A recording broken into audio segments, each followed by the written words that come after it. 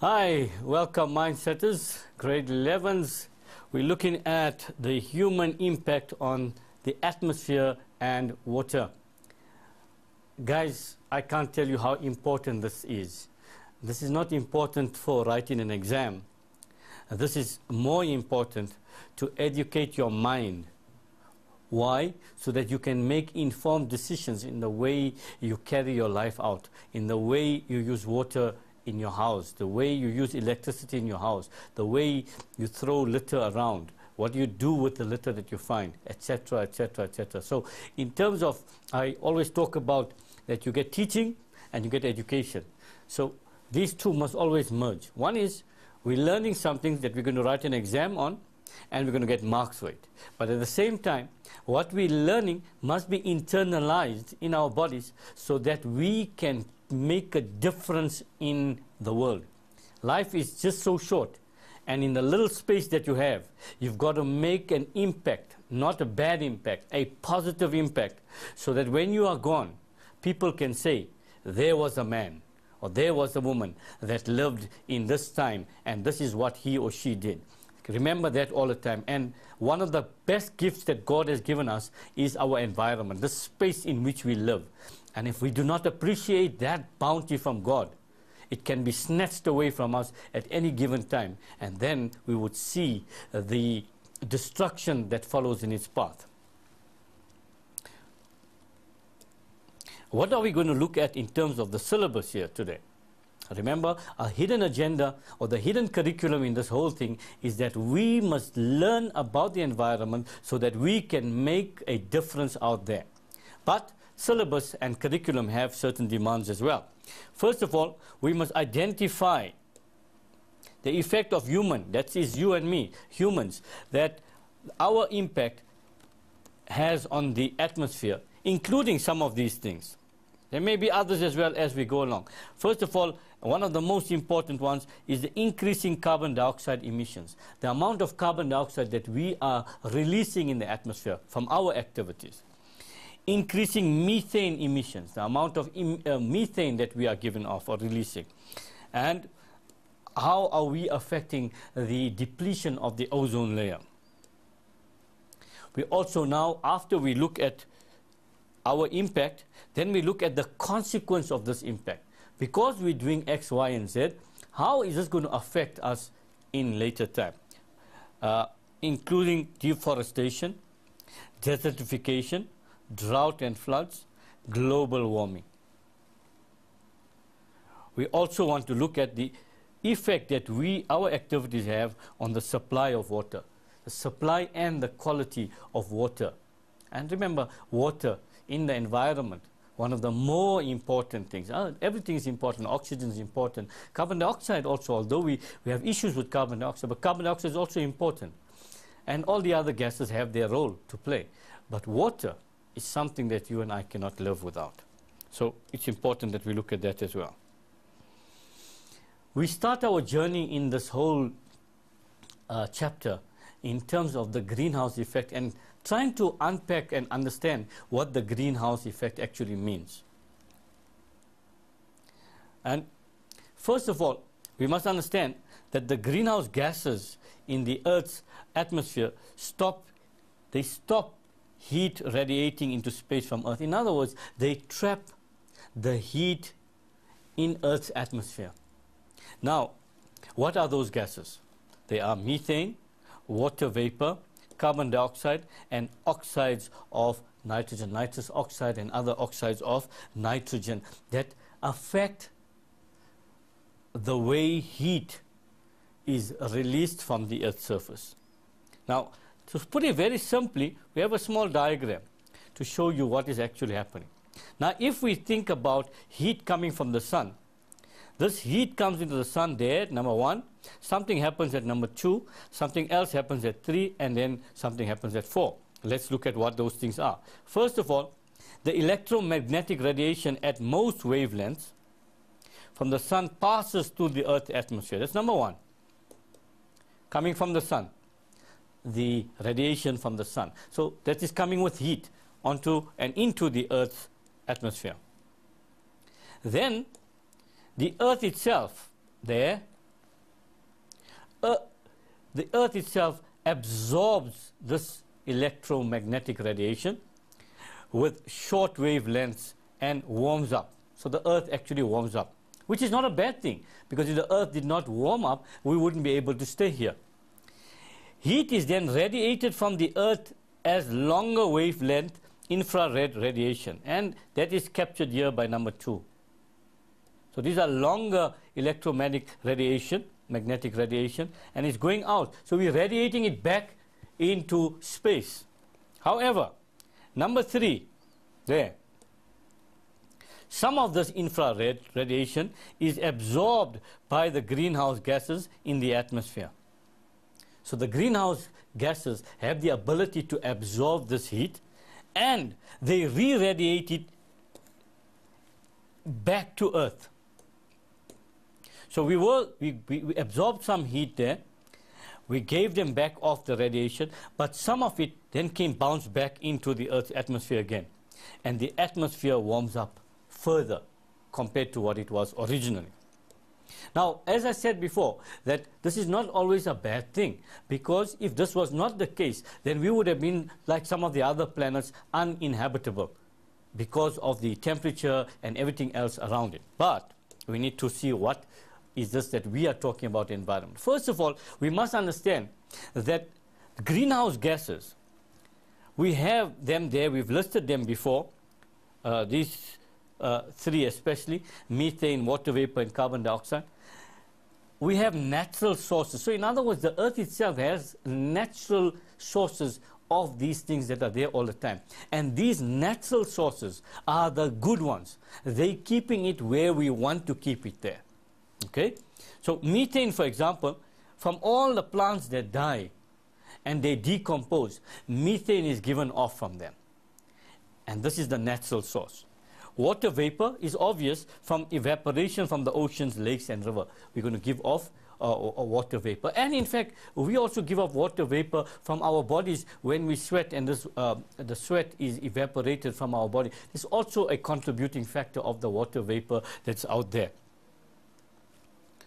Carbon dioxide, you know that when we respire, and we spoke about this in respiration, and we spoke about this in photosynthesis, and we got rid of the myth that plants take in oxygen and release carbon dioxide, and animals take in, plants take in carbon dioxide and release oxygen, and animals take in oxygen and release carbon dioxide. We got rid of that myth when we did photosynthesis and respiration. We say that the difference in plants and animals is not about what they take in and that, because both plants and animals, when they respire, they take in oxygen and they release carbon dioxide.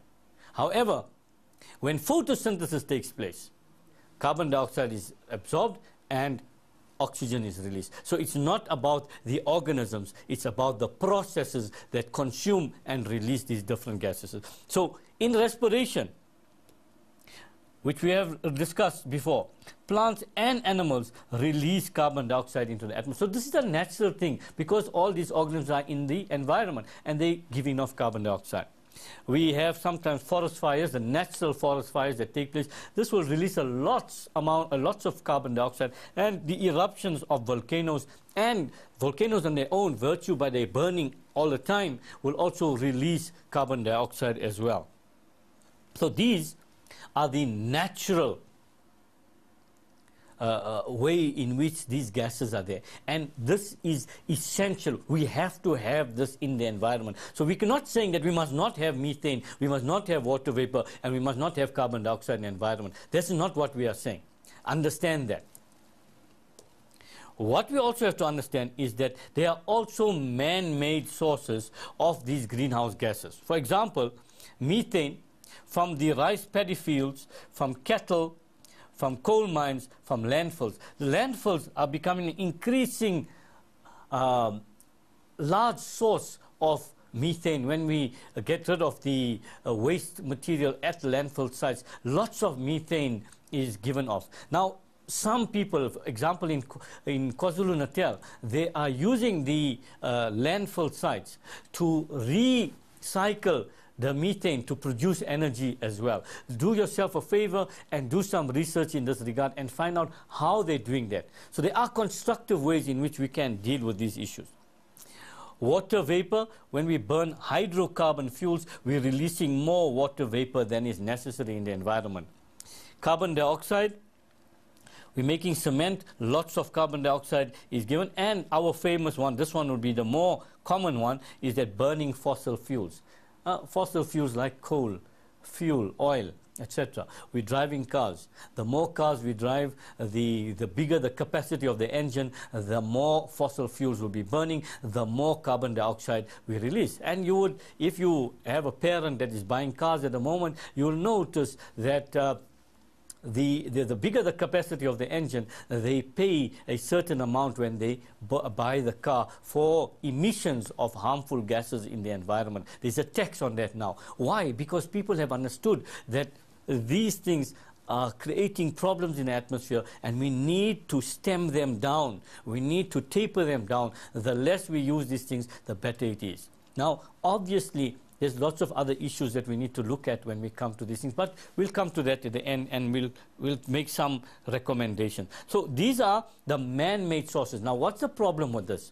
The man-made sources are increasing the levels of these gases to such high levels that they are trapping more heat or radiation than is necessary.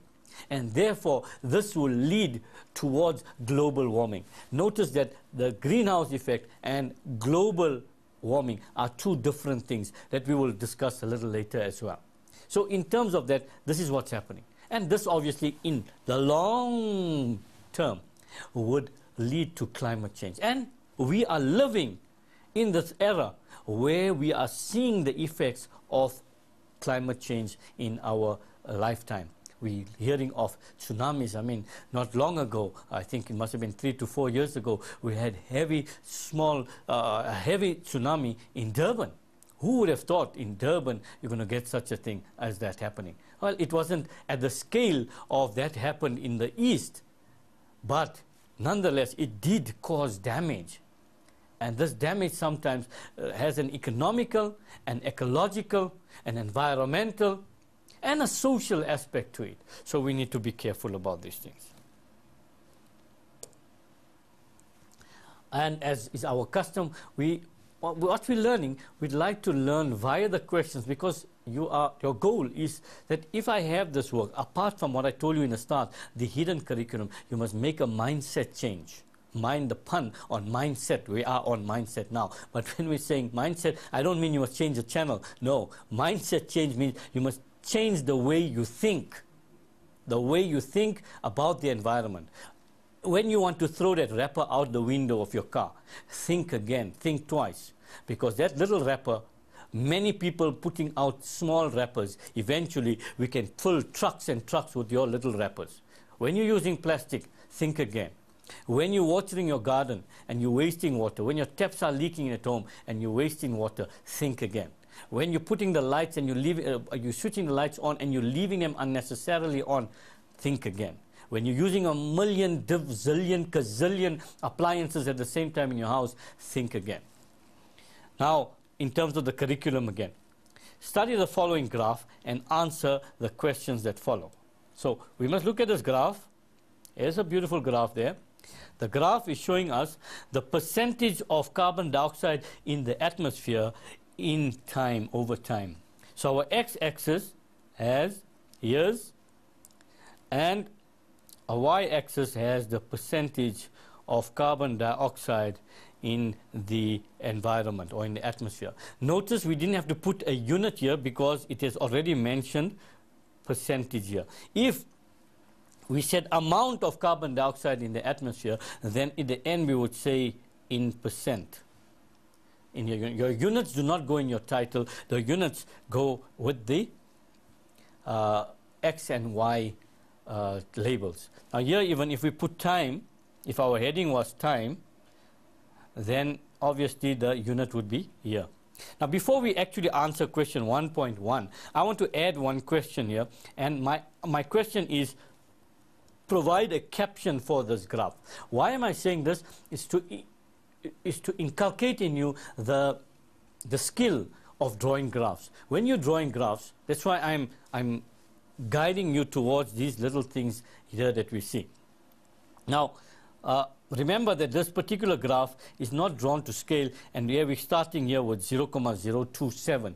We should be starting with 0 and going up. But as you know, from this point onwards, you can see the increments are in 1, so that the units are equidistant apart, and they are going in equal increments.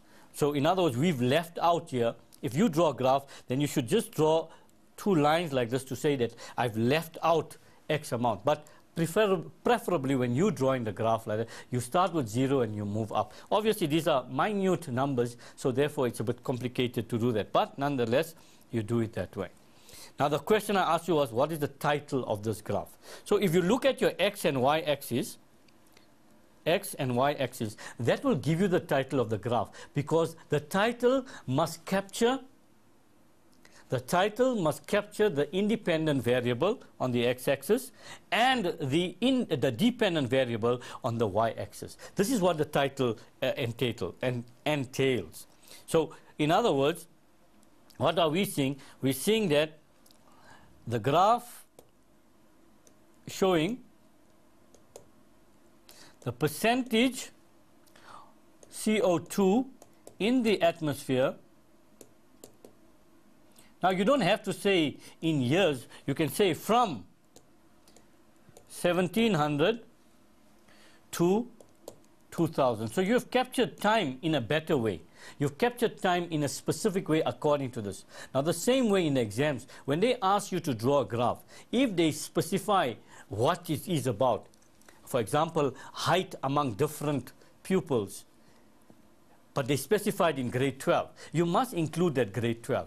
If they specified the year in 1999, you must say that. Or if they specified in boys and girls, you must specify that. Apart from having the independent and the dependent variable, the specificity of the question or the specificity of the investigation must be captured in the title. But notice you do not put the units there. The units are captured there and there with the labels of the axes.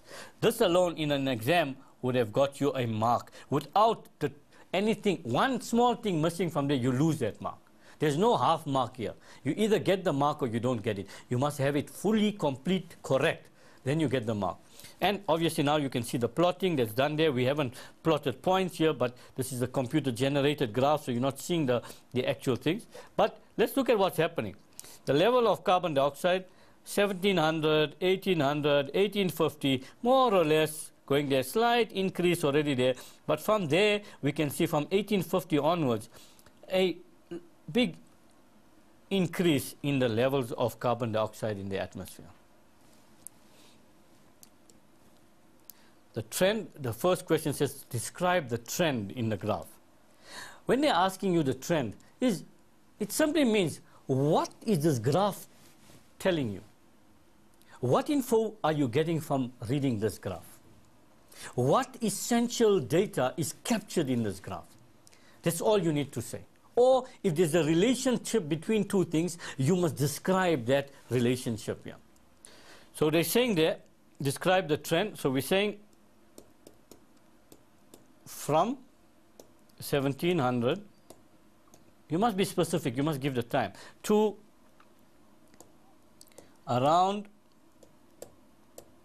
1850, CO2 levels rise slowly. Thereafter,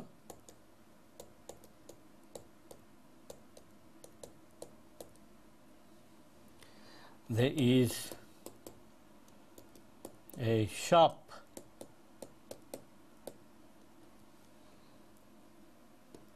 increase in the CO2 levels. And let's see if I'm talking nonsense or I'm talking the truth. Here we have it, it's 0,28. It hasn't even reached up to 1850, 0.29. Slightly, not even 0,28.5. It's below the halfway mark, so it's still there. But after that, we can see that,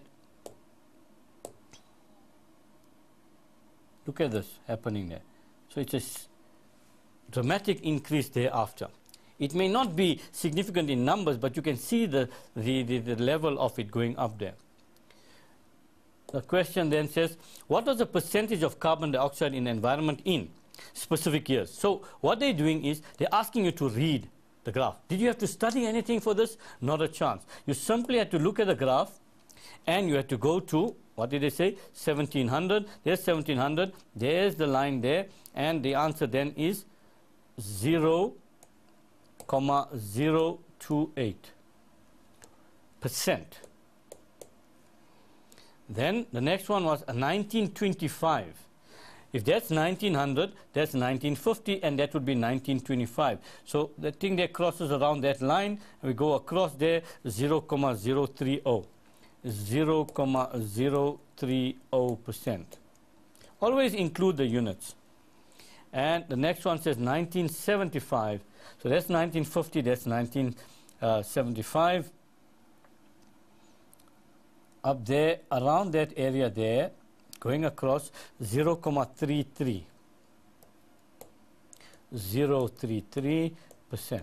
So a simple exercise of simply reading of the graph. Obviously here they got grid lines. Sometimes in your question papers there are no grid lines. So you have to be careful. You must use a ruler. And remember, a question like this, if something falls somewhere in the middle here, for example this one here, let's say 1875. This one is falling more or less in the middle, so it's nice. So you have to say it's, halfway there. If the number was there, 0, well, it would have been going up that way. But if it falls somewhere in between, you need to start estimating. But remember, you estimate, your halfway mark should be to tell you whether it's a lower number or a higher number. Please be careful with that. Account for the shape of the graph from 1850 to 2000.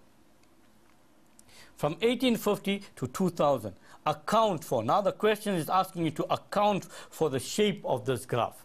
What do you see happening there? The shape tells you, first of all, the shape tells you there has been a steady increase in this period. That's the first thing you're going to talk about. So you're telling the examiner that I know that what you're saying is there's an increase there. But they want you to account for that. Account for means you must say why is this there. You can't say because the line is going up. That's not accounting for it. That's telling you what you're seeing. All right? You cannot give that reason. Now what we want to say is why is this happening? And here now you need to talk about the 1850s mark the beginning of industrialization and the Industrial Revolution.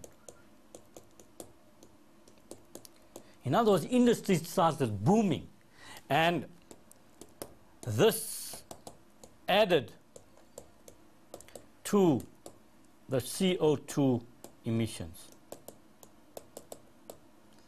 The answer is not the important thing here, guys. Is the why I'm taking time is I'm trying to explain to you, when you get a question like this, what is the thinking that you need to put into it? Remember, while we give you a question and an answer here, you're seeing the question, you're seeing an answer. Yes, that's good for that particular question. But how is this question going to help you some other time? Because when they give you a graph in the exams, in your school or in the final exams, wherever it is, it may not be the same graph. But if you've learned the skill, you're going to take the skill beyond this particular example, and you'll be able to use it elsewhere. So this is the thing you've got to understand. Take this thing beyond this lesson. Now they're showing you another graph. And this graph, the first question I'm going to ask you again, provide a title for this graph. This graph is talking about time and years here, and this side is talking global average temperature in degrees Celsius over a 5-year average. So what are we talking about here? We're talking about the change graph showing the change in temperature from 1860 to 2000.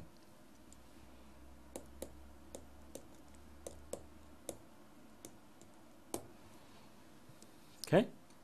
So that's our title. Calculate the difference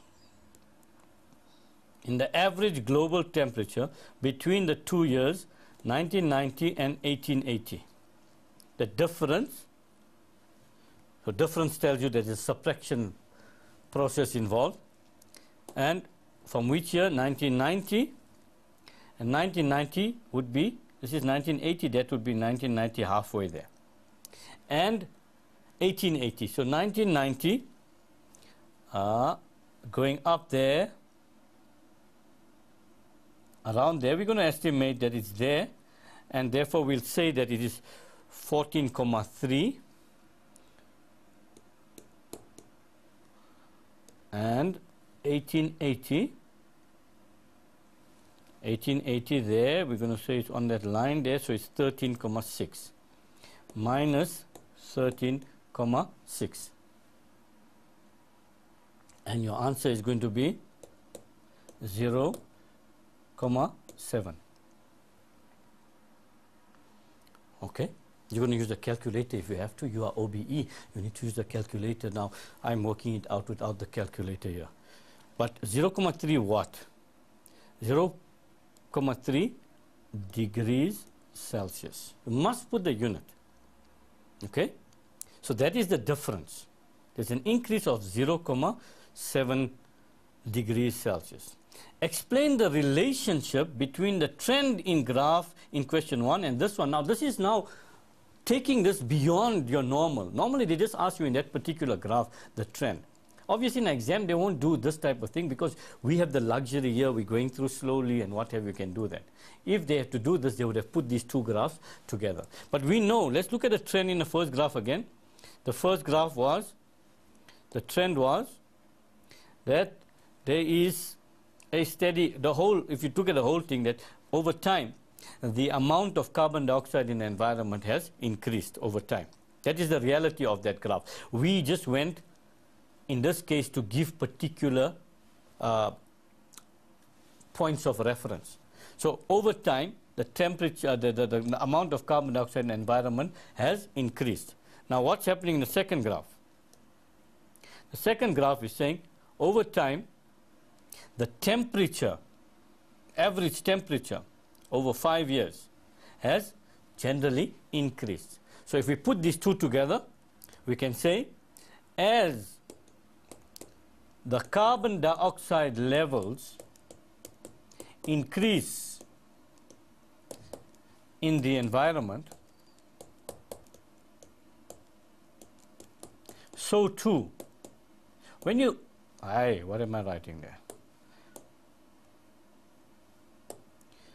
When you're explaining any relationship between two items, it's always nice to start with as and go on with so too. Or if it's not the same, then you're going to say something else. So too does the average temperature. Now why do you think I put a question like this here? Because I wanted you to see the relationship between carbon dioxide level increase and temperature. So what are we saying then? We are saying that when carbon dioxide levels increase in the environment, this is going to lead to an increase in temperature. Now where does this come from? It comes from our previous slides when we said that these gases, including carbon dioxide, as the Earth is radiating back into the space, the heat, some of these greenhouse gases, they trap the heat and they reflect it or re-reflect it back to Earth. And this creates this increase in temperature. This is what we are talking about here. So can you see how your question is related to the work? But the one thing is to know the work. But the other thing is, I know this information. How will I relate this to what I'm going to answer? Although this question didn't ask it, but you could be asked theoretical questions around this.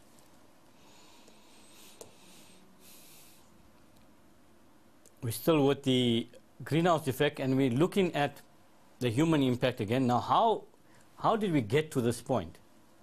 First of all, we as humans have increased the levels of carbon dioxide in the atmosphere. Why and how? How? Activities, we burn fossil fuels for energy. Whether it's switching a light on at home, remember, even if you're using electricity, you think, hey, but that's not fossil fuels. But where you think this electricity is coming from? It's coming from power stations in Maine, and in the main, for example, especially in South Africa, in the main, this power station is driven by coal, and coal is a fossil fuel. And we're burning the coal to get electricity going there. Okay? Production of cement. And in South Africa, this production of cement has a high demand at the moment. Why? Because previously, many people were not housed. They did not own their own houses. They did not have accommodation. So from 1994 till now, the amount of building that has taken place in this country has, we can say, is beyond a boom. I mean, one has to drive from different area to a different area. For me, it would be from Randfontein to Lenasia on the back road. And the amount of houses that have sprung up in that area, which was mainly farm area and mainly mine area in the past, is phenomenal. But even with this, the government cannot cope with the demand of housing. But with that, obviously, if we need houses, the first thing we're going to need, after bricks and whatever, we're going to need a lot of cement. So this has pushed the demand for cement up, and the more we produce cement, the more CO2 we're going to release into the environment. And with this demand for houses, this also comes in. Not so much deforestation in our country, but we are getting rid of plants. It's not maybe a forest, but we are getting rid of vegetation. Why? Because we need to build houses, we need to build roads, we need to build highways, we need to build hospitals and schools in its place. And when we have to do this, we have to get rid of the vegetation. And when the vegetation is taken away, there'll be less photosynthesis. And there's a lower demand by the plant for carbon dioxide. So therefore, this too will increase the amount of free carbon dioxide in the environment. Normally, these plants would be using this carbon dioxide for photosynthesis. Remember, when we spoke about respiration and photosynthesis, we say these two processes, they help to keep a balance between the levels of carbon dioxide and oxygen. Now, if we're getting rid of one part of this equation, then one of these gases is going to be too much of, and that's where it's coming from. What's the consequence of this? Of this greenhouse effect that we are talking about. Greenhouse effect leads to global warming. And this in turn will lead to long-term climate change. And we are experiencing it right now. And what does this do? Sometimes it increases the number and intensity of extreme weather events. The tsunamis, the cyclones, etc. These things are coming more frequently and they are more intense. And this intensity is creating devastation in its path. We're having floods, more floods. We're having periods of drought as well in certain parts, especially in southern Africa. There's lots of areas where the rainfall is so low that it does not meet the requirements. And therefore, there's lots of consequence behind it. You know what's good about this section, guys? This is common sense. Now, don't let what my principal, Mr. Juta, says be true. He always says that common sense, my dear people, is not so common anymore. Let that not be the truth. Let the common sense prevail in all that we do. This is general knowledge. This is something that you can talk about. This is something on television, for example. There are plenty programs dealing with the environment and the like of it. So watch these things and get more. What I can teach you here, what you can learn from the textbook, will not do justice in terms of the vast amount of knowledge that comes in this particular thing. You must see it happening. Well, apart from looking at the TV, you see it in your own areas. You're seeing pollution taking place. We live in Gauteng. Gauteng, what is the main activity? Mining, mining, mining. Gold mine, gold mine, gold mine. And that in itself should tell us around us what's happening. Again, it could also cause changes in food production. The food production could take a knock. And we'll talk about that in later areas in what we're doing. It also reduces the availability of water supply. It can reduce the water supply. Why? A higher temperature is going to increase evaporation, so you're going to lose the water, among other things. Reduction in biodiversity. Some animals and plants may not be able to cope or adapt in the different changing environments, and therefore we're going to lose some of those species. And mainly in global warming and greenhouse effect, we have this story that we'll hear about very often, the rise in the sea levels. And the rise in the sea levels can cause flooding. And in our country, to be more specific, especially in the coastal areas like Durban and Cape Town, where the low-lying areas in these two provinces, remember, they're at sea level, and those that are closest to sea level, they suffer the most effects on it. We've just heard recently in June and May of the floods in Cape Town area. We also hear of floods in the Durban area. So these are the things that are the consequence. So obviously, guys, it's a cause for concern for me and you and you and you and you. Yes, every one of you should be concerned about the effects of these things in our environment. Let's look at another question, question 3. And this is an important question. This question is put to dispel the myth that the greenhouse effect and global warming are the same thing. They're not the same thing. The one actually is the result of the other, and the one causes the other. Let's see what we are talking about here. So you're explaining. Remember, the question said,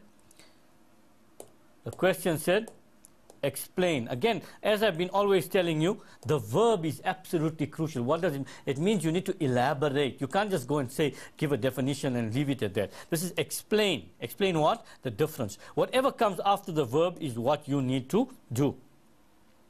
So let's see what that has in store for us.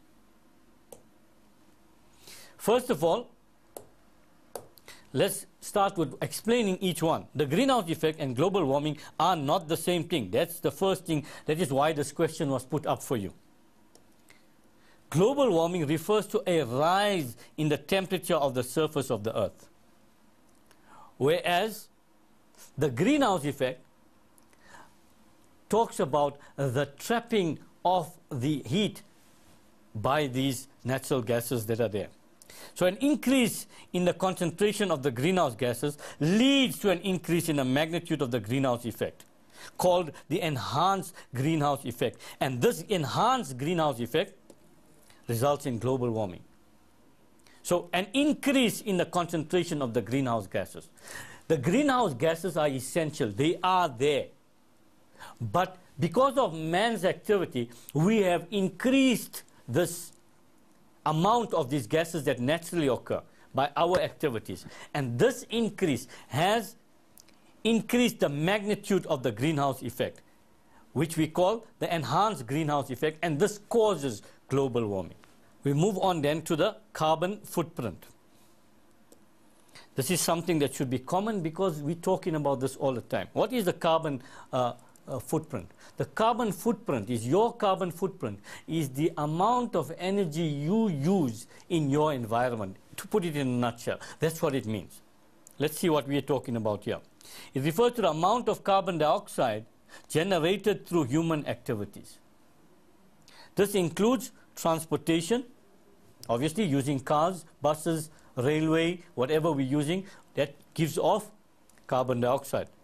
In fact, even if you use a bicycle, your carbon footprint has an effect because you are respiring faster. And if you're respiring faster, you're going to give off more carbon dioxide. Yes, it's not going to be as much as that which comes from the car and the rest of it. Your energy use, in other words, and here we're not talking of the energy used in your body, but we're talking of energy, for example, your computer, your laptops, your iPads and iPods and all the other things that you use, and your TVs and so on, your lights at home. All these things require energy, and that is using carbon, or releasing carbon dioxide. Production of food.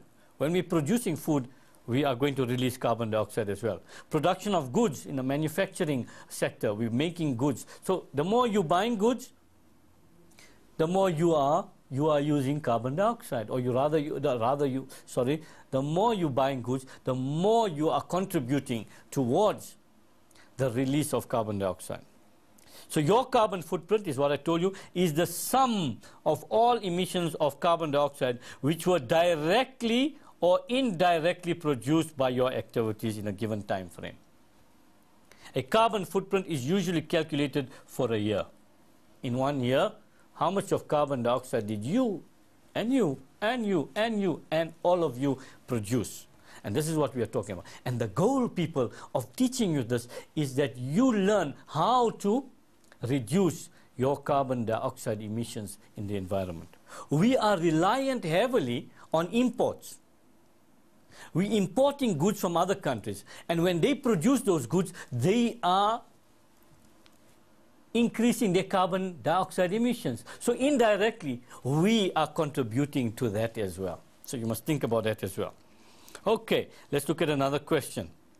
I love these question breaks because at the end of the day, the more you can answer these questions, the more exposure you have to questions, the better you should get. But provided you use the opportunity properly. Remember, I can give you plenty of opportunities. If you don't use it, it's of no value. Okay? So using the opportunity is crucial. Let's look at this question. Now they tell you study the following graph and answer the questions that follow. And this is a pie chart talking about SA's contribution to global emissions.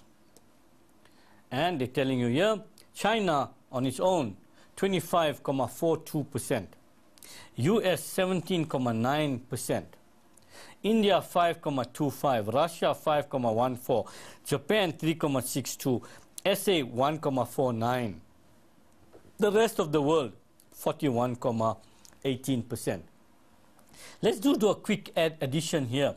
Let's just take it, just keep it to one decimal place, 25.4 and 17.9.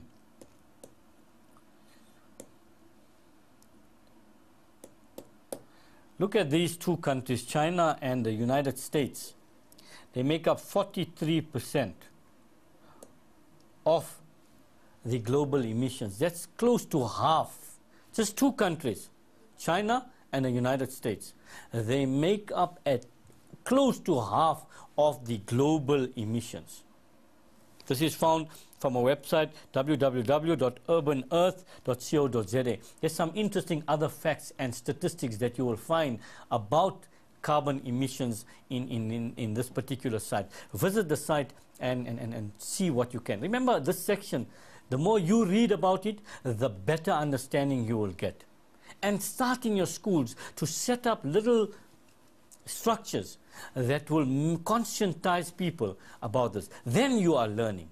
Then you are internalizing the problem, and you are doing. This is why this impact, human impact, is put into the curriculum, is to conscientize you, to sensitize you, to make you aware of the dangers of our activities to ourselves and our environment.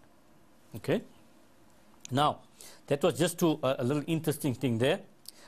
Remember, this 43.3 is even more than many countries that we're not mentioning here. We haven't mentioned most of the countries in the Middle East. We haven't spoken about Japan here.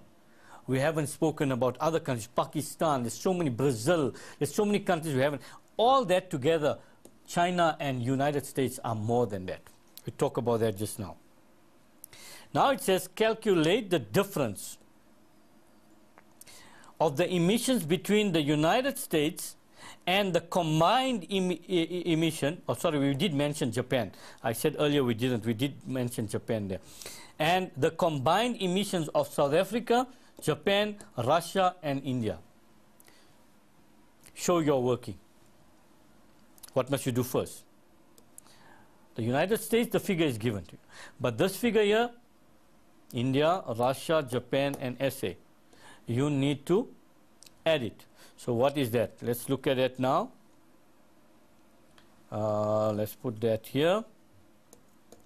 5.25, 5.14, 3.62, and 1.49. 9. Okay, let's just undo the last one and that. Oops, 5,14, 3,62 and 1,49.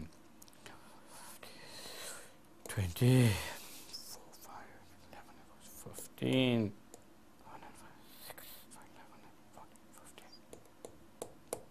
15,50. I'm hoping the people in the background are checking my addition. So if I mess up, they can tell me about it. Okay, so we're saying that the United States is 17,90 and the rest, am I right with 7? Yes, I am. And the rest is 15. What am I doing? 15,50. So that will be equal to 0, obviously now 4. Yeah, 2,40 watt percent. So if you're given a mark allocation here, you would have got 1 for saying this here.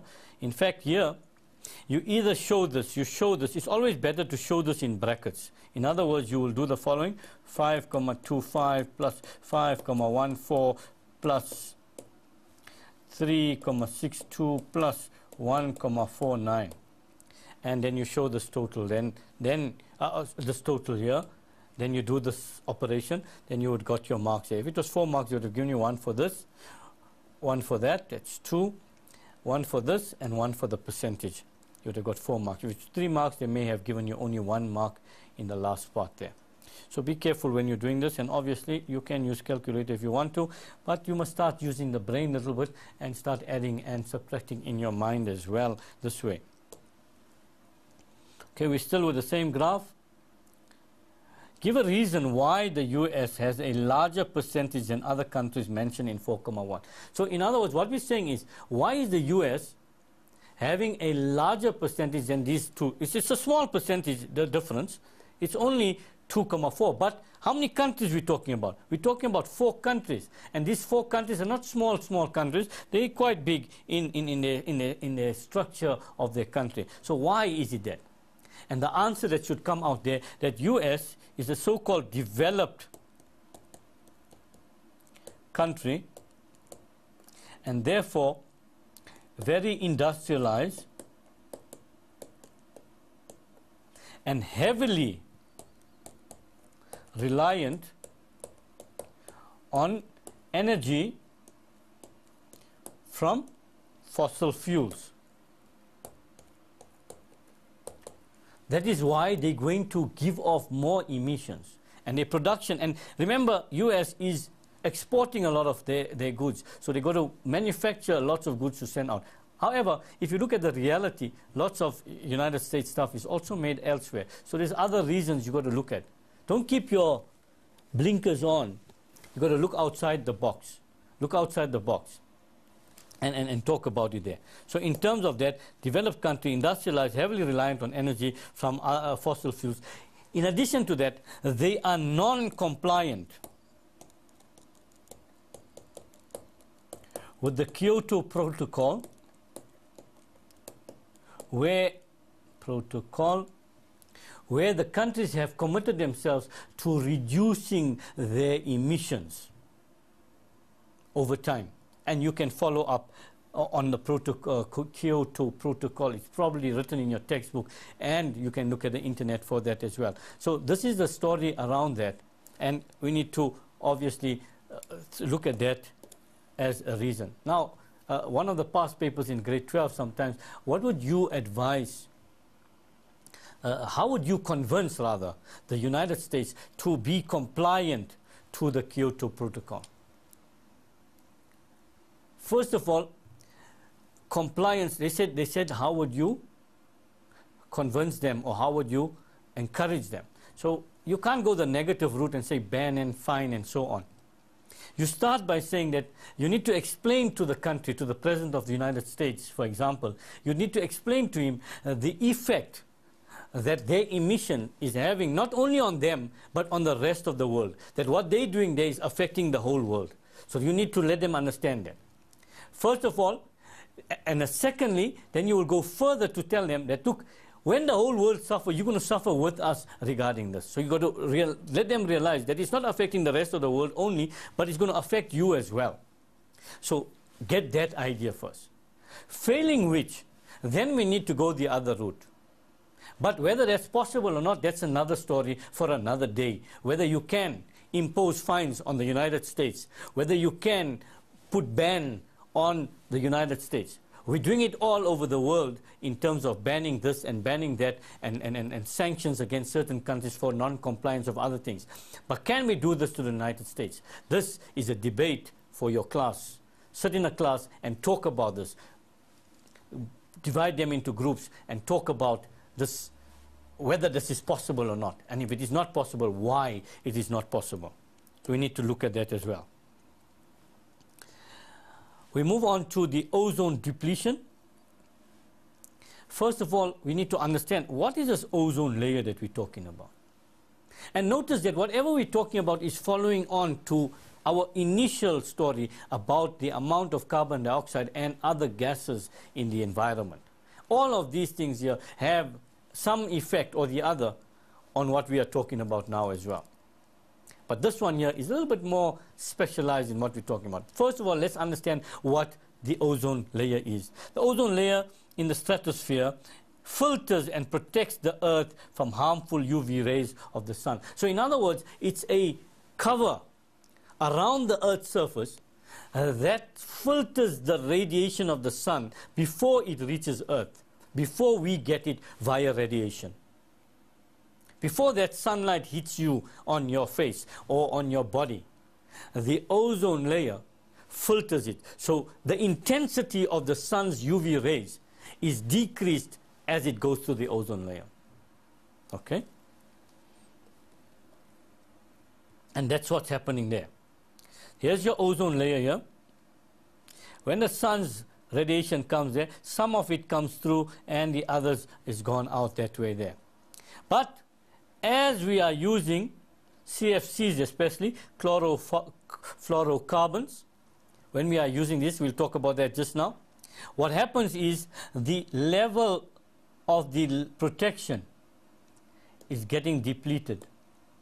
So the level of the protection is less. And therefore, the harmful UVs can come through. And that's not good for us. I just want to see if I had something else there first. Yes. So now to explain the process, how is this ozone depletion taking place? First of all, we're using CFCs, and these CFCs are broken down, the chlorine radicals are broken down, and they cause problems there. And because of that, you're getting radiation coming there through. First of all, the CFCs are released. In other words, we were using mainly fridges that were using chlorofluorocarbons. We're using aerosol cans that were using chlorofluorocarbon, and they were released into the environment. What happens? They rise into the ozone layer. They go up into the ozone layer. When that happens, the UV radiation releases chlorine-free radicals from the CFC. So in other words, chlorine is removed from the chlorofluorocarbons. These chlorine-free radicals destroy the ozone. And in other words, we go back here. This is what they're doing. That's what they're doing. And the ozone layer is then depleted, as I've shown you earlier, and more UV radiation enters the atmosphere. Remember, the ozone filters it. It doesn't mean that when the ozone is there that no UVs come in. UVs do come in, but now more UVs, and if more UVs come in, they may be more intense in the radiation, and the effects can be more consequential in our lives, which we'll talk about just now. So more UV radiation impacts on the environment, and believe it or not, on you, and me. On all of us, this UV radiation is going to impact. And how does it impact? First of all, when the ozone layer is depleted, let's look at the environment first of all. It can lead to climate change.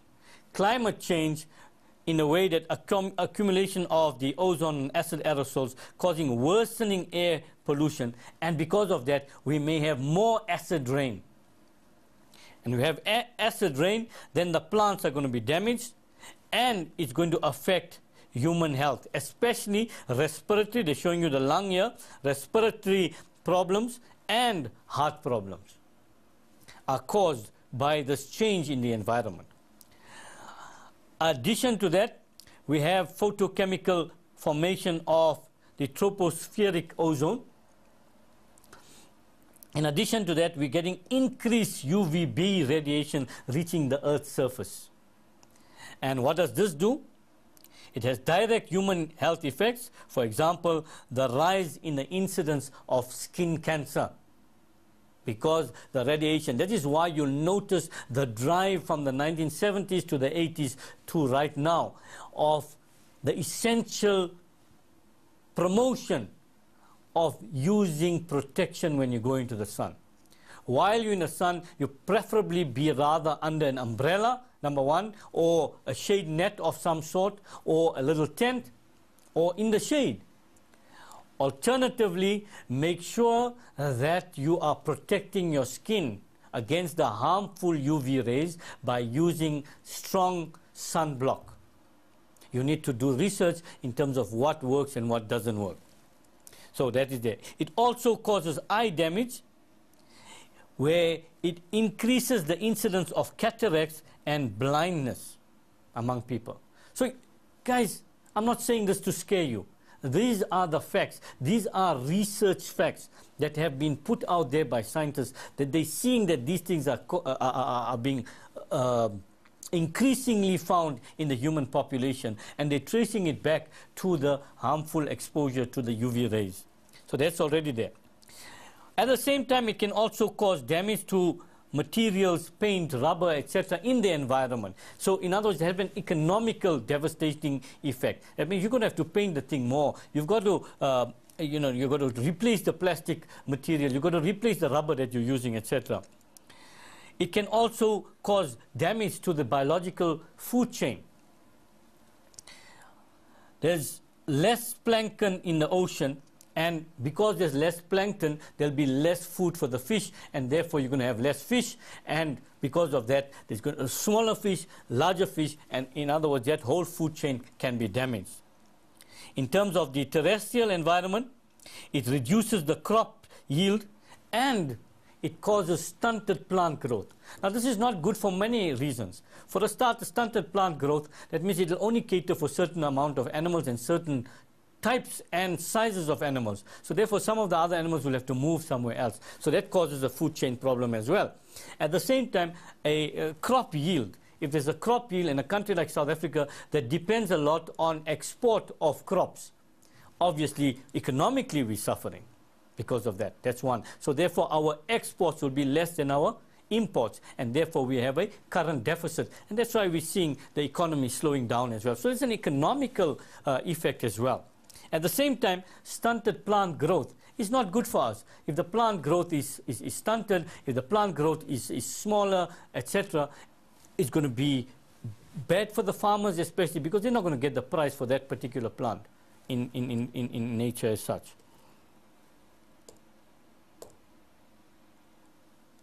That was the negative effects of the ozone depletion. But this actually woke the world up.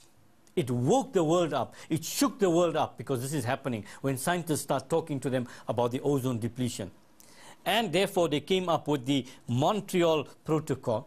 This Montreal Protocol, the countries pledged to reduce the production of CFCs, first of all. First of all, to reduce the amount of CFCs that were produced. At the same time, we also had banning of the use of CFCs in aerosol cans in the fridge. The way your fridge works, you will see when you go to the shops, etc., to buy these things, you will see it says CFC friendly, etc., etc., etc., or free from CFCs and so on. So they have banned the use of that the world over. And because of this, we are seeing a positive effect of the closing of the polar hole in the ozone layer. But at the same time, the non-polar ozone layer is increasing. And therefore, we have a long way to go to see the reparation of the damage that we have caused in the ozone layer. So guys, just to recap what we have looked at for now, we've looked at two major issues. And one was the greenhouse effect and how it leads to global warming. And then we moved on to the ozone depletion. First of all, what did we look at? What is the ozone? What's its normal purpose? How it is being damaged? What causes the damage? And what are the effects, if it does damage, on you and me, the ordinary Joe public out there? How does it affect us? We can say, hey, man, we're just there. It's not going to affect us. What the hell? You know. And what we're going to do about that? But now we are looking at the effects, how it can affect you personally, your health, not just the environment and the economy, but you yourself. Respiratory diseases, heart problems, skin cancer, less crops, and less crops means less food. And when we come to the section on food security, we'll discuss that more, because all these things what we're discussing together will affect food security. It will also affect water availability and the quality of the water. So they are all interlinked. Whatever we're doing from now till the end, all are interleading to each other. And with that, guys, I think we've deserved a well-earned break.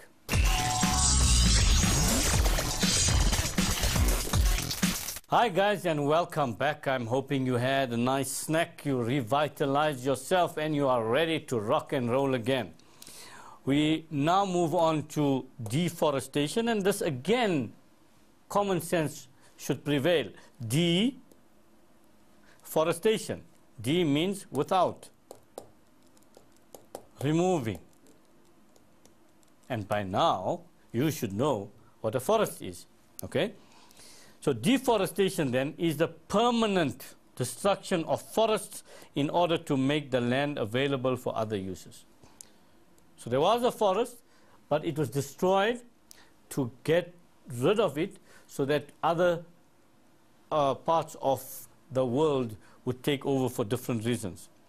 An estimated 18 million acres, 7.3 million hectares of forest, roughly the size of Panama, a little country, the whole country, the size of that, are lost, not over time, but each year.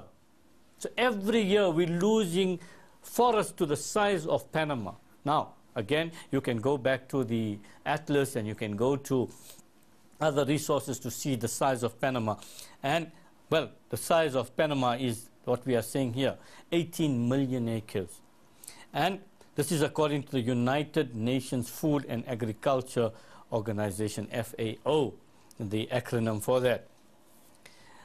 Just to give you one small, we don't have time to go through all examples, but just to give you one example, deforestation in Brazil, an aerial view of a large soy field eating into the tropical forest.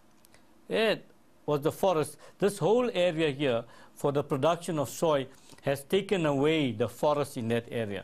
And this is not the only parts in Brazil that this is happening. It's one of the famous parts. Remember, in Brazil we have a lot of rainforests that have such a rich biodiversity that you'll find species that you'll find nowhere else in the world in these areas here. People go there specifically to have a look at these type of things. So look at the stretch of land that has been taken away just in this one small slide that we are showing you. Now, what are the effects of deforestation? In other words, what's the consequence? Another word that they can use in the question. First of all, forests are complex ecosystems that are important to the carbon and water cycles. Both cycles are dependent on these particular forests. When they are degraded, it can set off a devastating chain of events both locally and around the world. First of all, the first one is loss of species. The minute we take the forest away, the biodiversity is reduced. Remember, an ecosystem exists within that forest. When we take it away, not only that those trees are going away, but the other plants that were dependent on that area, other animals that were dependent on it, have to move away or stay and die. So we are losing species. That's why we don't have an explanation there. That's an easy thing to explain. Carbon emissions. Without trees, more carbon and greenhouse gases enter the atmosphere. That's straightforward. To make matters worse, trees actually become carbon sources when they are cut, burned, or otherwise removed. Because we are now just taking this tree. What do we do with the tree? We're either going to use it in the furniture industry, or we're going to burn the tree. And when we burn the tree, more carbon is released. So one is we are reducing the trees, so less carbon dioxide is used for photosynthesis. At the same time, the tree itself can release carbon in the environment. Even if we leave the tree to decompose, it's going to release carbon back into the environment. The water cycle. Obviously, the trees play an important part in the water cycle, grounding their water in their roots and releasing it in the atmosphere. They absorb the water, and then this water is released again after it's used. Part of the water is released by the plant during transpiration. In the Amazon, more than half the water in the ecosystem is held within the plants. Imagine this. In the Amazon, more than half the water in the entire ecosystem is held within the plants because they absorb it from the ground and then they release it periodically during transpiration. Without the plants, the climate may become drier. Soil erosion. Without the tree roots to anchor the soil, then and with exposure to sun, the soil can dry out, leading to problems like increasing flooding and inability to farm. Now remember, the roots hold the soil together. If we take away the roots from that area, the soil is now loose, and if rain comes, soil erosion can take place, taking the topsoil with it, taking away nutrients that the soil needs to be fertile. Life quality. Soil erosion can lead to silt entering the lakes, streams, and other water sources. This can decrease local water quality, contributing to poor health in the local population. So we are putting in the fertilizers and the silt and everything else that goes with the soil into the water. It creates a problem within the water system, and eventually we are drinking from that water, or we're using the water to catch fish, etc., to sustain our lives. So that's the problem there. And that's the story of deforestation. Now we have an article, and I'm not going to read the entire article to you. That would eat up too much of our time. You have it in your notes, and you can go through that article at leisure. I'm going to go straight into the questions. First of all, the question says, explain the term desertification. This is a process where fertile soil becomes desert-like. Notice the spelling. Desert with one S, desert with two S. And to add a spin to it, to my normal funny side of things, dessert is the thing that gives you, that has two big S's, you know. All the dessert you eat will go eventually in the bum, and you get fat in that area. So the two big S's, dessert, and desert, only one S, small s. And because it's dry, desert-like. Why? Because of droughts or incorrect farming or deforestation. So another consequence of deforestation would be desertification. List 3 causes of desertification. There we've given it already there. Drought, incorrect farming,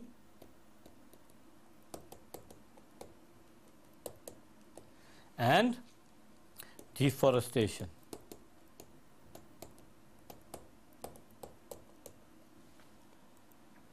The article mentions a few social consequences of desertification. List these. Let me just undo that. Social consequences. List these. So we have to go back to the article now. the social, and I'm going to go straight to them, I'm not going to waste your time. The first part is that 50 million would be displaced. So one would be the displacement of population. Then threatening the lives and livelihoods of people. And putting new strains on natural resources and other societies nearby. Because when people are displaced, they have to go somewhere else. And when they go somewhere else, they're going to cause problems there. And threatening international instability. Because people have to move out of there. Where do they go? They go to the neighboring countries, and they're going to cause problems in those type of areas there. So it has all that happening. And again, this Zafar Adil says it leads to social turmoil, and that has been captured there anyway. So this is what we are talking about there. I'm not rewriting those answers I've underlined for you above. Mention 3 environmental consequences of desertification. So what's going to happen if this area becomes dry? That's what we are saying, isn't it? In each sense, they become dry. How does this affect the environment? Obviously, if it becomes desertification, we're going to have infertile soil. So less vegetation. That's the first one. If there's less vegetation, there would be less animal life, so biodiversity. Remember, biodiversity doesn't only speak to animal, but in this case, I'm just mentioning it there. Biodiversity means the variety of species in an area. So this is going to be less because of desertification, because only those organisms that can survive in dry conditions will be able to remain there. More than that, it's going to increase carbon dioxide levels in the environment, and then from there you could go to global warming and climate change because of these things there. But these are the things that cause that. Explain why we, you, and me should be concerned with the contents of this article. And this is captured in the last line in the last paragraph. The largest area affected was probably sub-Saharan Africa. So we are living in the area which has been affected the most in this study. Okay? Now what happens because of that? People start moving to Northern Africa or to Europe. The people that are affected in sub-Saharan Africa, obviously the first thing is that we are feeling the effects of desertification in the environment. Not necessarily in South Africa, but in the whole of sub-Saharan Africa. There will be areas where you're having lots of drought, lots of floods, etc. as a result of these type of activities. And because of that, it's going to affect us. People come in here, people go up north, etc. And those social turmoils that Zafar Adil was talking about will then come into play in those areas. So we have to be concerned because we are the ones that are affected the most by desertification. You must understand that. Good. That now takes us to the next part of our work, and that is the availability of water. Now, one needs not go into details in terms of why water is important for us. Photosynthesis, we need to drink water so that our digestive system can work properly. Water is essential for survival. We need water to bath. We need water to wash our cars. We need water to water the gardens. We need water, water, water, water. So the population of South Africa is estimated at 49 million.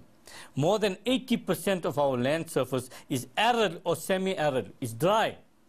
Arid means dry. So already there's a problem.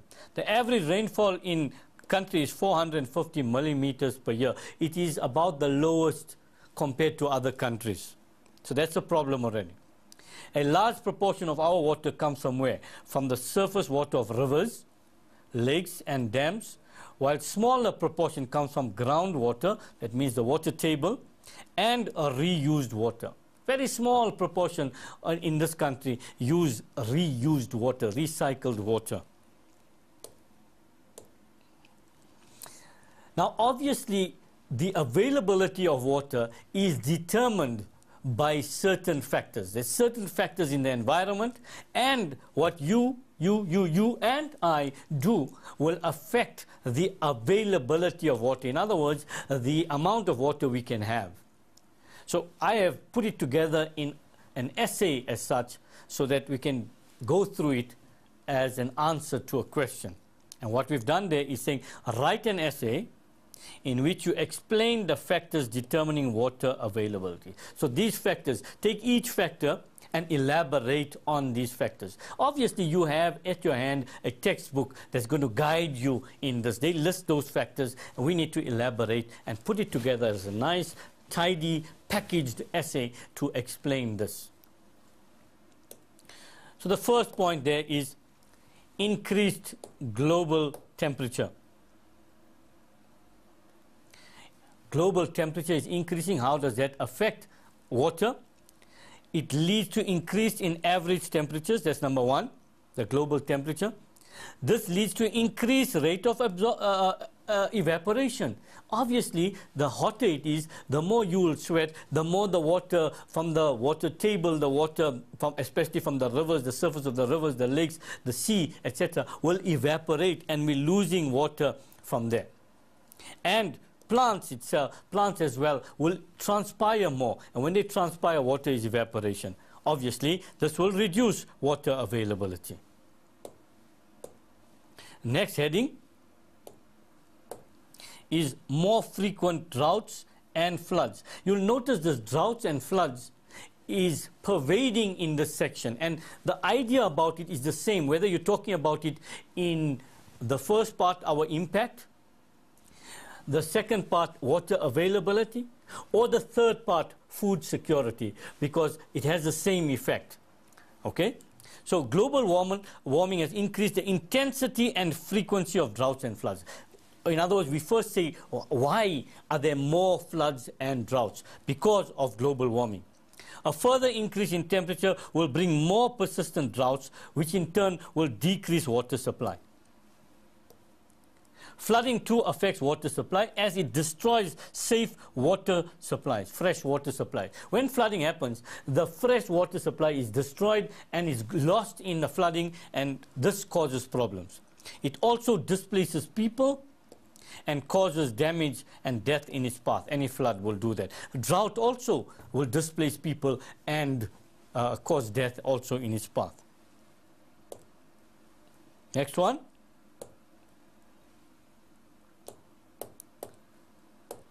The construction of dams. When we construct dams for four main purposes. First of all, supplying water for homes, commerce and industry, supplying water for irrigation, controlling flood waters. In other words, when we create a dam in an area where it's prone to flooding, the water, instead of flooding, will go into the dams and then it will be stored in the dam. So it diverts the water so it doesn't cause flooding. Also storing water to generate hydroelectric power.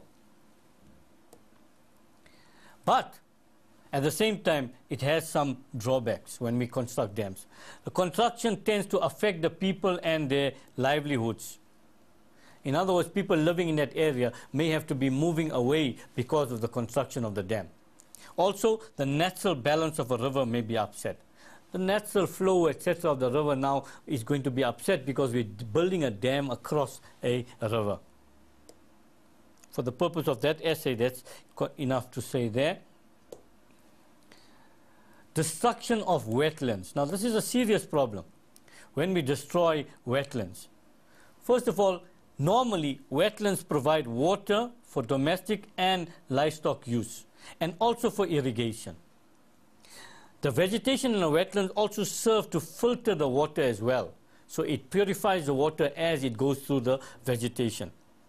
Now, when they destroy to build roads, factories, houses, etc., This reduces the availability and the quality. Availability, there will be less water because we're destroying the wetland itself. And the quality, because the vegetation has been taken away, so it won't filter the water as it should. Poor farming practices. 60% of the water used for irrigation is wasted, due to poor farming methods. Because the farmers are not using proper methods, 60%, that's a high proportion. 2/3 almost of the water is wasted because of that. Evaporation of water from uncovered drains were used in an open ditch irrigation. Most countries practice this open ditch irrigation, and that leaves uncovered drains and allowing the water to evaporate. So lots of water lost there. Water is also lost through the sides and bottoms of the drains in this practice. So again, overall, we're losing water, and that's what we're talking about at 60% there. Incorrect plowing methods also lead to much water loss because the way the land is plowed doesn't promote water retention. It promotes water loss.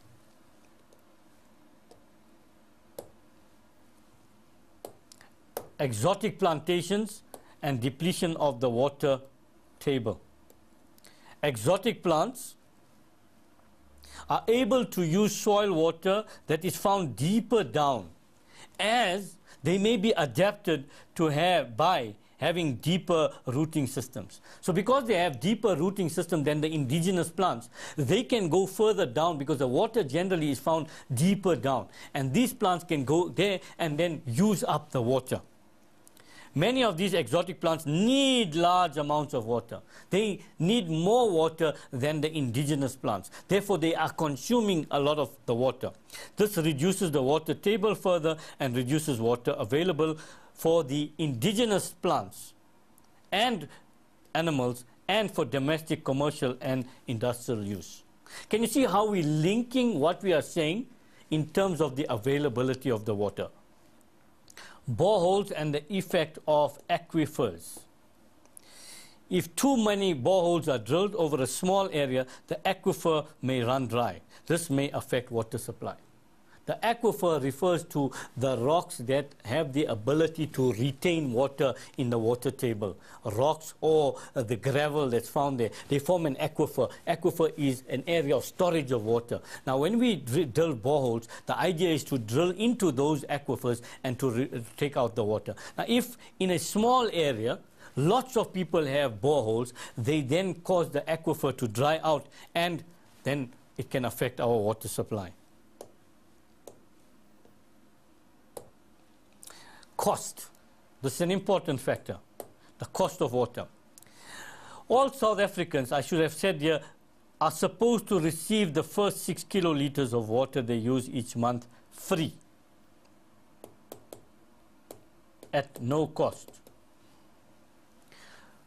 This is what's supposed to be happening. It doesn't happen all over, but this is how it's supposed to happen.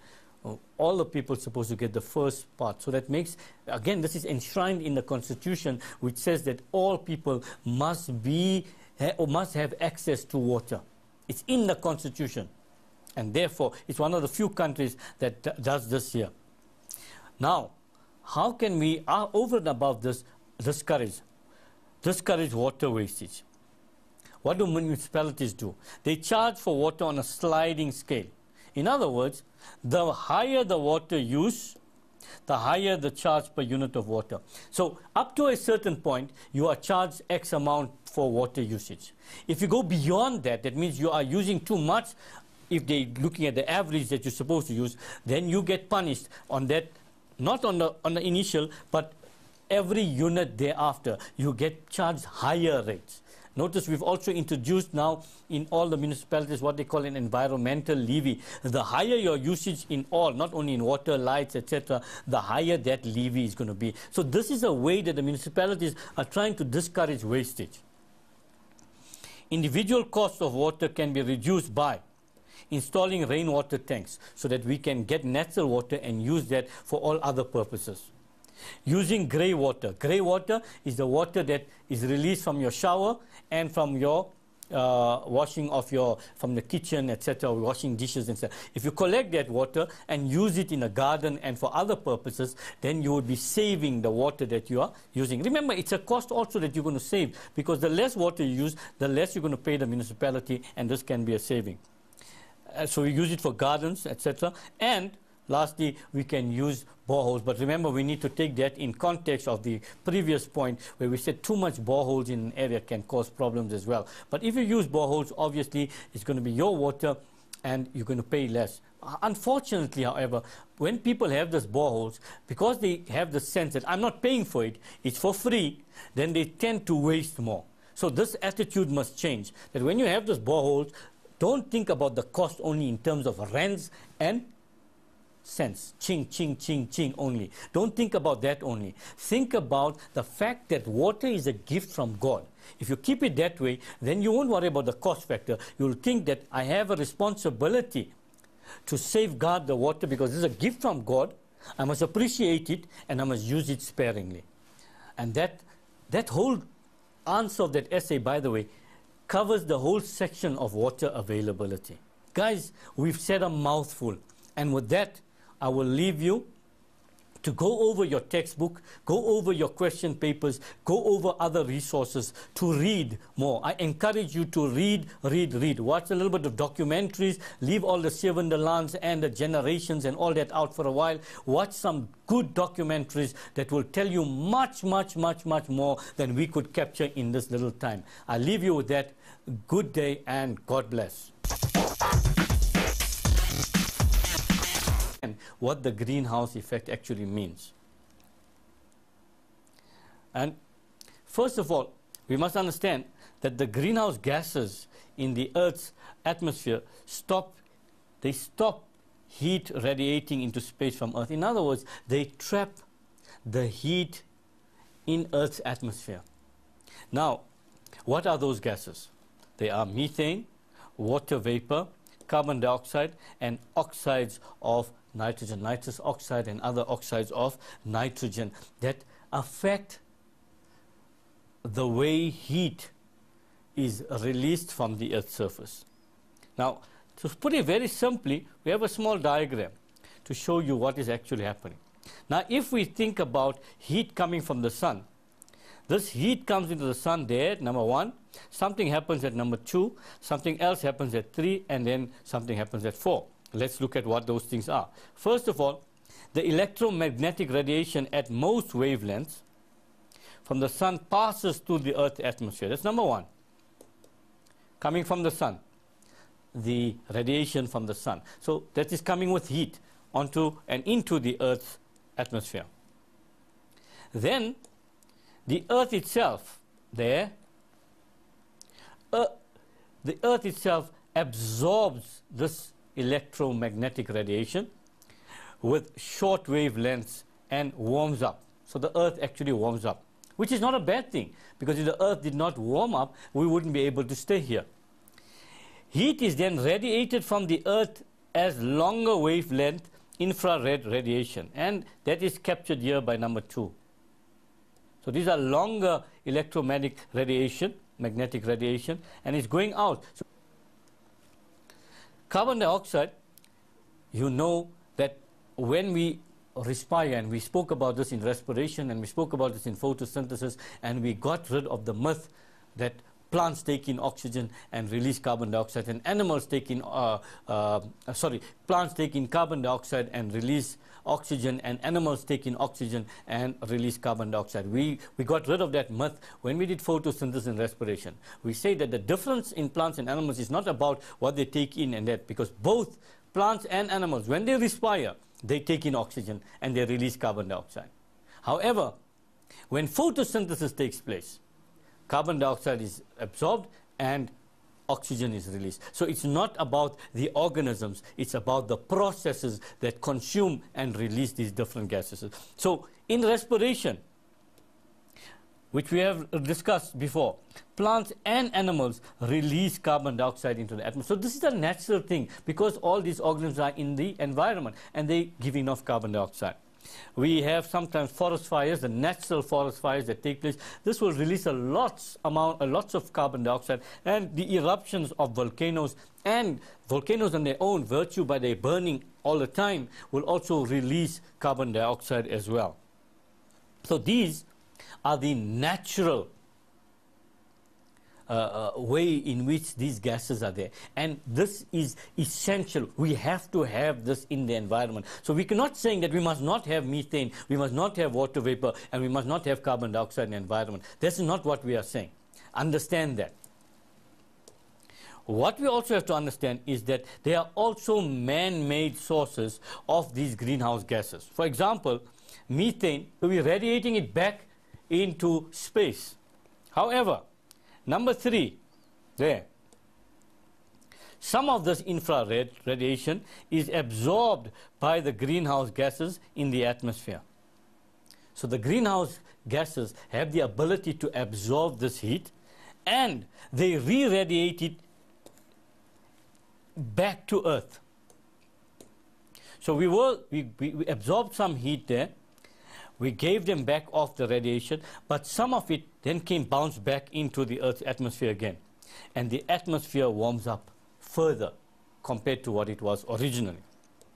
Now, as I said before, that this is not always a bad thing, because if this was not the case, then we would have been like some of the other planets, uninhabitable, because of the temperature and everything else around it. But we need to see what is this that we are talking about environment. First of all, we must understand that greenhouse gases, we have them there, we've listed them before, these 3 especially, methane, water vapor, and carbon dioxide. We have natural sources. So in other words, the Earth itself has natural sources of these things that are there all the time. And these natural sources are the good ones. They're keeping it where we want to keep it there. Okay? So methane, for example, from all the plants that die and they decompose, methane is given off from them. And this is the natural source. Water vapor is obvious from evaporation from the oceans, lakes, and river. We're going to give off water vapor. And in fact, we also give off water vapor from our bodies when we sweat, and this, the sweat is evaporated from our body. It's also a contributing factor of the water vapor that's out there.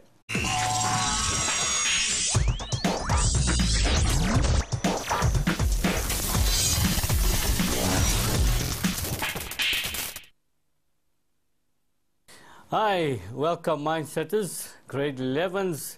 We're looking at the human impact on the atmosphere and water.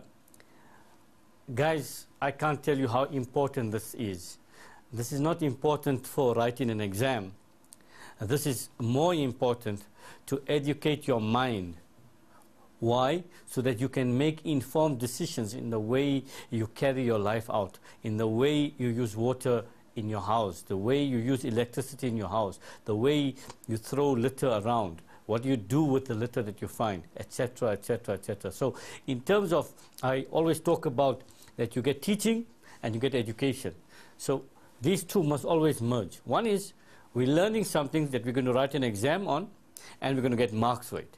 But at the same time, what we're learning must be internalized in our bodies so that we can make a difference in the world. Life is just so short, and in the little space that you have, you've got to make an impact, not a bad impact, a positive impact, so that when you are gone, people can say, there was a man or there was a woman that lived in this time, and this is what he or she did. Remember that all the time. And one of the best gifts that God has given us is our environment, the space in which we live. And if we do not appreciate that bounty from God, it can be snatched away from us at any given time. And then we would see the destruction that follows in its path. What are we going to look at in terms of the syllabus here today? Remember, a hidden agenda or the hidden curriculum in this whole thing is that we must learn about the environment so that we can make a difference out there. But syllabus and curriculum have certain demands as well. First of all, we must identify the effect of human, that is you and me, humans, that our impact has on the atmosphere, including some of these things. There may be others as well as we go along. First of all, one of the most important ones is the increasing carbon dioxide emissions. The amount of carbon dioxide that we are releasing in the atmosphere from our activities. Increasing methane emissions, the amount of methane that we are giving off or releasing. And how are we affecting the depletion of the ozone layer? We also now, after we look at our impact, then we look at the consequence of this impact. Because we're doing X, Y, and Z, how is this going to affect us in later time?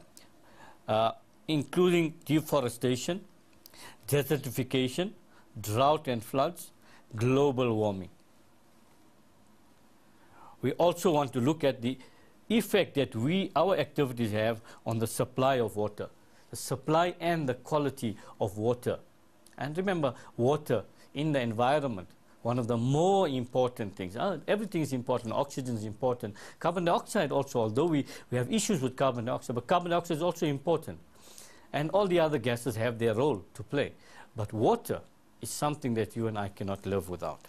So it's important that we look at that as well. We start our journey in this whole chapter in terms of the greenhouse effect and trying to unpack and understand